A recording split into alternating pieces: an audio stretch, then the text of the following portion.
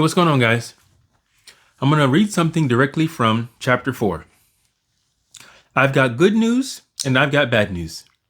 The bad news is, if you want a happy and loving relationship, you're going to have to give something up. Your insistence on being right. When you insist on being right, what you indirectly communicate to your spouse is that she is wrong. You simply can't insist on being right, a form of blame, and have intimacy. Believe me, I've tried. It's like trying to have complete darkness and light in the same room. The good news is, if you're willing to let go of being right, you can easily experience plenty of love, harmony, and fulfillment in your relationship. With this chapter, this is one of the most important chapters to me in the book, so I'd like to just talk about the actionable steps. As I've mentioned before, you're going to have conflict in your marriage, the end.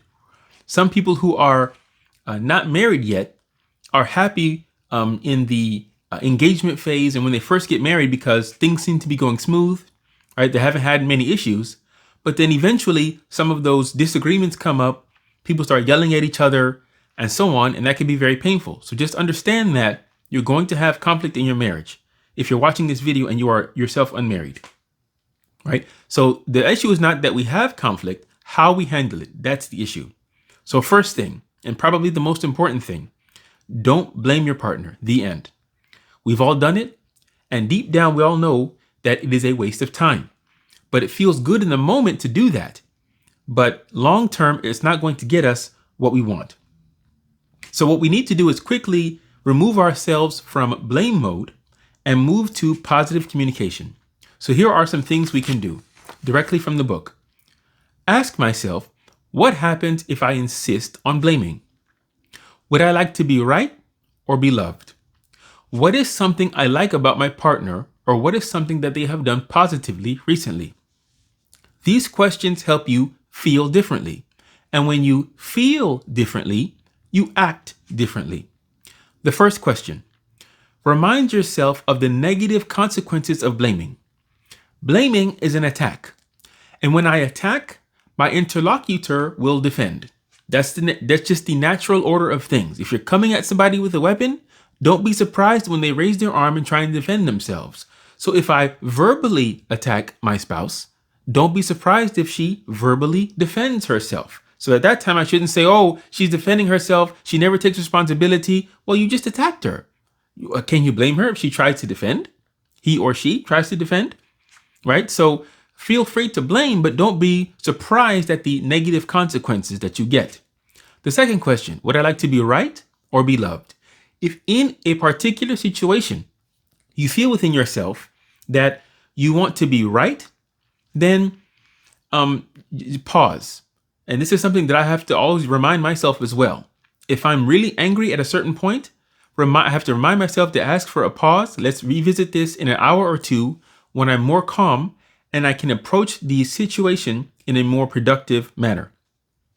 And the third thing is asking yourself, what is something you like about them or something positive that they've done recently? And this brings me to chapter 49, I believe it is, Surah Hujurat, where God says there to avoid, suspicion about your spouse, right? Try and have good, positive thoughts. It says avoid suspicion about others, but here I'm using it in the context of your spouse, right? Avoid suspicion, and suspicion, a lot of it is actually can become harmful, right? So also ask yourself another question on top of these three. What did I do to contribute to this situation?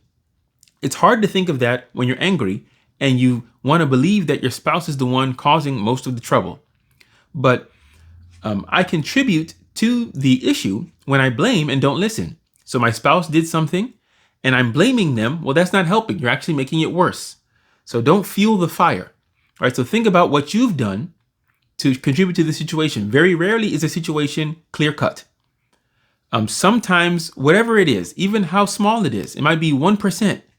Always acknowledge the part that you have done to contribute to this situation.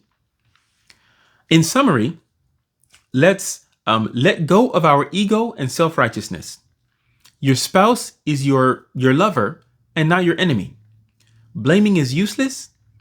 And also learn to ask yourself these 3 questions. Remind yourself that blame is useless, and then ask yourself those 3 questions. And when you change the way you feel, it changes the way you act. And that will help you lead to more productive conversations with your spouse. Talk to you guys later. Assalamu alaikum.